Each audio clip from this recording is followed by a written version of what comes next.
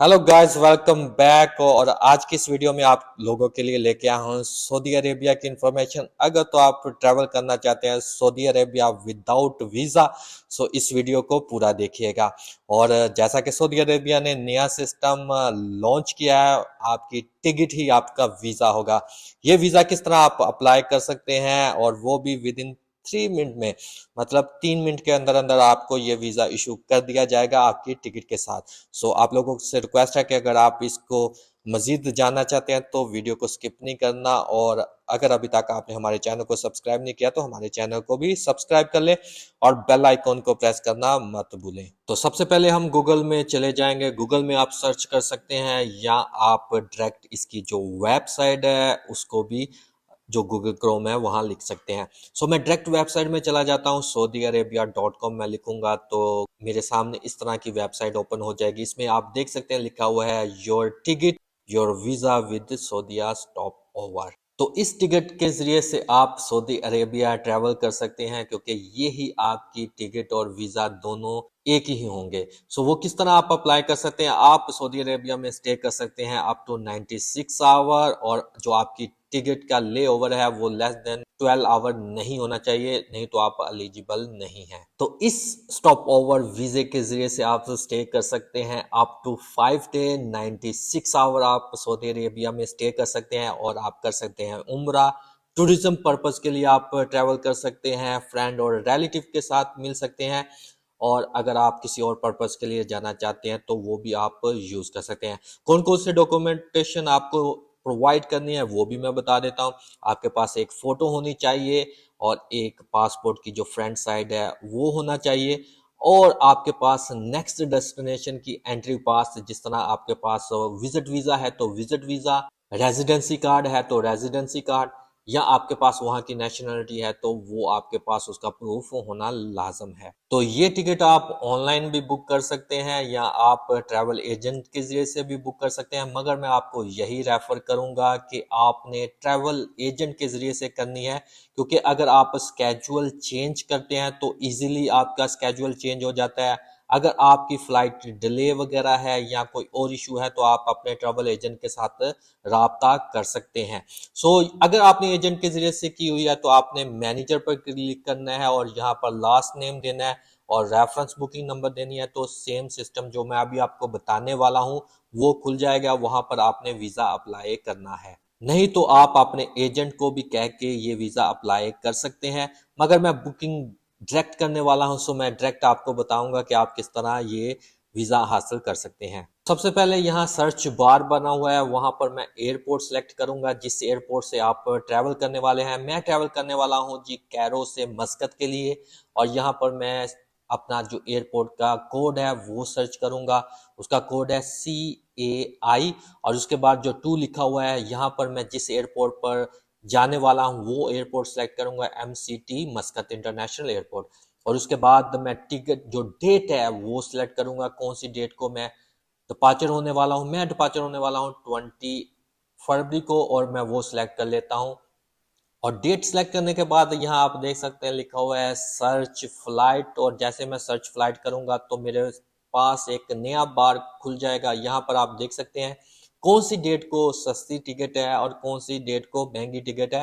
आपने वो सिलेक्ट करनी है जो आपको सुटेबल हो। तो यहाँ आप देख सकते हैं जी, मैंने जो सिलेक्ट की है वो 37 आवर, उसका टोटल ड्यूरेशन है 37 आवर 55 मिनट। अगर आप इसकी मोर डिटेल जानना चाहते हैं तो शो डिटेल्स पर क्लिक करेंगे तो आपको पता चल जाएगा कि ले ओवर कितना है, और टोटल ड्यूरेशन जो वगैरह है वो अभी आपको यहाँ से मिल जाएगी। इसकी प्राइस है जी 107 ओमानी रियाल। सो मैं इस पर जो गेस्ट है वो सिलेक्ट करूंगा। अगर तो आप बिजनेस क्लास सिलेक्ट करना चाहते हैं तो वो भी आप कर सकते हैं। यहाँ पर सिलेक्ट करने के बाद मैं आ गया जी नेक्स्ट बार में। यहाँ पर आप देख सकते हैं एक 107 में है और एक 128 में है।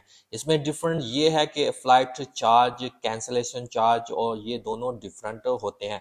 मैं सिलेक्ट कर लेता हूँ फर्स्ट फेयर जो वेरी लेस है।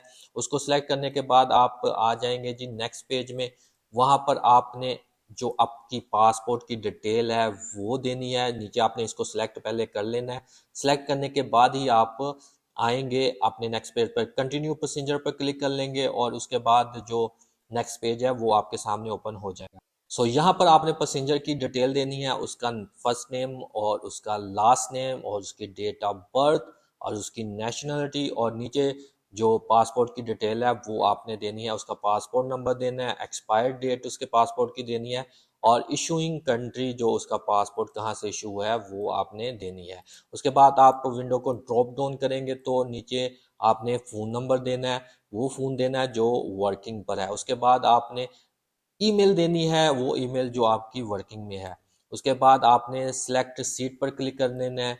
सेलेक्ट सीट पर आप क्लिक करेंगे तो आपके सामने इस तरह का ऑप्शन आ गया है जिसमें ट्रांसलेट ई वीज़ा लिखा हुआ है, सीट सिलेक्शन लिखा हुआ है, extra baggage and fast track है।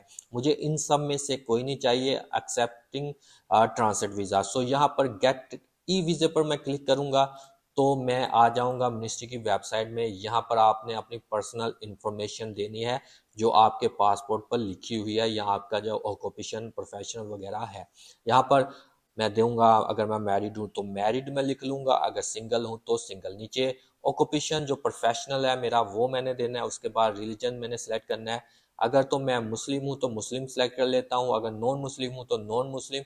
अगर मैं इन दोनों में से कोई नहीं देना चाहता तो मैं नोट से टू पर क्लिक कर लूँगा। और उसके बाद यहाँ पर आपने चूज़ ए फाइल देनी है, मतलब अपनी पर्सनल फ़ोटो, और फोटो का साइज 20 KB से ज़्यादा नहीं होना चाहिए, और उसके जो विड्थ और हाइट है 200 प्लस 200 होनी चाहिए। उसके बाद आपने पासपोर्ट और नेशनल आईडी कार्ड की डिटेल देनी है।